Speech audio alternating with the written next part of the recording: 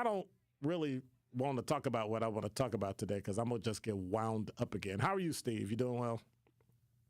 I'm good. Happy Friday. Well, you know who doesn't or may not get what he wants is President Donald Trump. Yeah, well, we know that. We kind of already know that. I mean, we have this thing called the Constitution, and I tried to kick around what I wanted to talk about, and the more I did this, the more upset I got, and it just kind of so and help me if the Constitution is correct.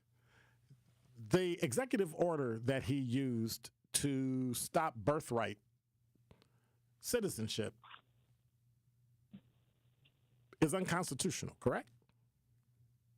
Yeah, and at least a appeals court in Seattle said that yesterday. And the judge, and frankly, said it better than anybody. This is one of the dumbest things. I'm paraphrasing, but he's ever seen come before his court in many years. This is really. I just had the same conversation on a different show. It is really this president, Donald Trump, just taking office now in his second term after serving 4 years in 2017 to 2020, testing the limits. He's emboldened by what the Supreme Court said to him about presidential immunity. Now he's emboldened by what he thinks, I think he's going to be wrong here, a president has the power to do. And I frankly, and I'm pretty sure you think the same way as well, don't think he has the power to change the Constitution because that would be insane. Well, we know it's insane. I don't know if it would be criminal to actually try to do that and then have to be charged after you're out and all that. But I think, so what I did is I went through the executive order.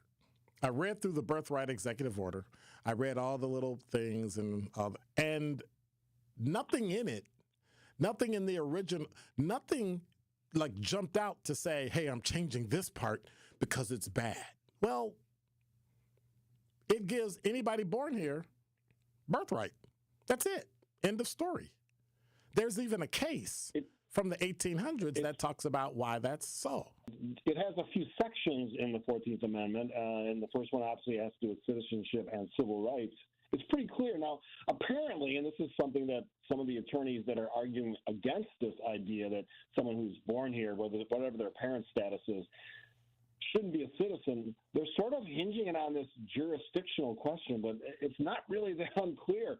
All the jurisdictional piece means, it's pretty simple. It just means the authority of a court or other legal body to hear and decide a case. That's all it means. It doesn't have any magic meaning. It doesn't mean It can be split into different parts.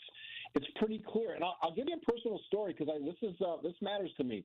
I was not born in the United States. What? But yet I've been a citizen since my birth. And the reason I'm a citizen, because of this important distinction. My dad was a citizen. I was born at a U.S. Air Force base. Right. In a different country. Right. Child born abroad of American parents is considered a citizen. Now, but I will tell you, since I've heard some of this conversation from the current occupant of the White House, I'm a little concerned because how broadly are you going to cast this net that says unless you're born in this country, then you're not a citizen? That concerns me. That concerns everybody who's in the armed forces, but it doesn't include consular that are here. But if you're born in another, well, first of all, technically, isn't our Air Force base our property, our country in another country? I totally agree, but let's go back to what we started talking about. Can the president just rewrite whatever he wants in the Constitution? The answer should be no, and clearly. I think he's just testing it. He wants to get the U.S. Supreme Court to weigh in on all of the things that are going to get to that level. And there's going to be a lot of them because there's going to be a lot of legal. This is going to be a term filled with lawsuits and attorneys and justices, and I think he's trying to test just the power of the office. Someone used the term king, and that's kings get to do whatever they want to do, and I don't think that's what the Constitution, as it's currently laid out, and you and I both have read it, currently says. Well, I don't know if that's going to happen because I've been watching some of these cases that haven't made the news because, the media is good at putting those controversial cases that swing either way. But they're talking, 75% of all the cases that come through, there's unanimous decisions on those cases in the U.S. Supreme Court. So I don't know if, I think he might be pushing, but Donald Trump is going to probably give the Chief Justice and pretty much everybody else there, all other 8 associate justices, a piece of his mind, because they understand the Constitution, and I can't see anybody on that court siding with the president on this particular issue. Yeah, complete agreement. I can't see it either. And you and I are both rule of law guys, and I think this one is so clear. And we can argue about nuance. There's no nuance in the 14th Amendment. It's pretty clear, and I think it guarantees that citizens aren't subject to some of the things that I think Donald Trump has in mind for them. And the definition of United States is mainland and any territories. Yeah. So, all right. Well, thank you much, sir. You can check out Steve Scafidi on his podcast. You can also check him out Monday through Friday at our sister station, 620 WTMJ. What's the name of your show again? The Political Power Hour, 9-10 on 620 WTMJ. Always enjoy the conversation. I'll see you on my show next Wednesday at 9:45. Sounds good. Take care. I'm just a little concerned. 833-212-1017. Are you concerned about this birthright thing? Because if you read the actual Constitution, in the United States, birthright citizenship is guaranteed by the 14th Amendment. Specifically, it says all persons born or naturalized in the United States and subject to the jurisdiction thereof.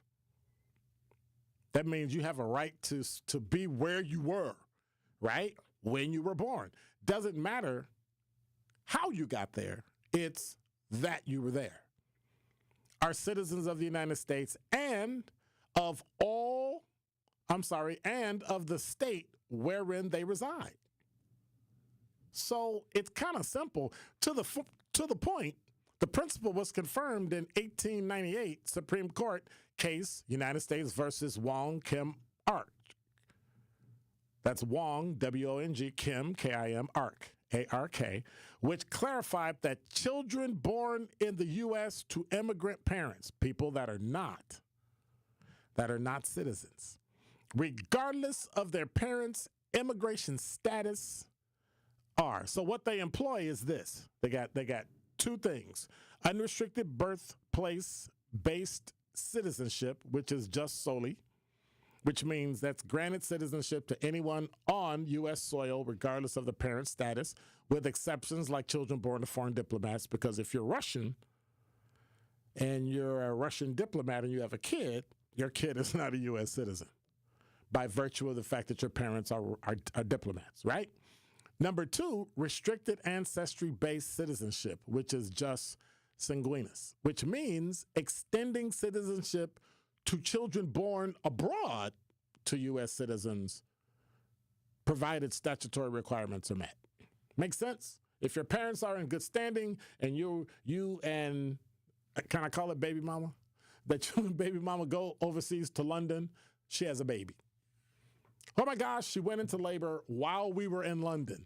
What if they went into labor on the plane? Doesn't matter. Citizens or parents? Parents are citizens? Kids are parents? No, I'm just kidding.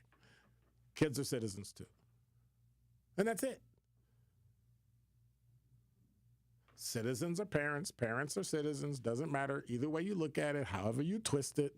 If you were born in the U.S., if you travel somewhere else in the world, you're still a U.S. citizen. If you have a baby there because mom and dad are, you are. Just so happens that the 14th Amendment changed that. Now watch this. You ready? Watch this. What if you're a slave and you were not born here and you didn't have citizenship and now slavery is over? Are you a citizen of the United States? You were not born here. You were brought here on a ship from Africa, from the continent. You're here. A month later, slavery's over. You are not a citizen. Now, granted, at the time, we don't have a 14th Amendment. Or do we? I don't think we do. And now we're sitting here thinking, hey, you weren't born here. Therefore, their kids aren't citizens. Would that mean that nobody, that if you can trace back to your original lineage? Whoever was first born here wasn't a citizen, therefore subsequently none of them are citizens? Or is it pre-14th Amendment and after 14th Amendment? Luckily, I was born after the 14th Amendment. I'm not that old. And I'm a citizen. My grandfather was born in 1897. Now what? That means his parents, who could have been brought here, I don't know, 1865, might have been brought here. Emancipation Proclamation was that year, right? January 1st. Guess what? They got brought here in December 1864. Not a citizen, technically an immigrant, a slave with no citizenship rights. Now what do we do? And now your kid's born here. Well, there's no 14th Amendment, so you're not a citizen. So are your kids not citizens either? How far does that trickle down? So if your kid was born before the 14th Amendment, they're not a citizen. If they're born after the 14th Amendment, they're a citizen.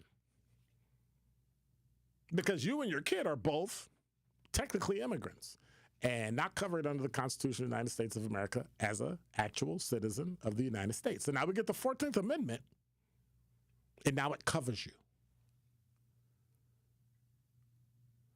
But your parent and your grandparent aren't. So what do? Throw them out?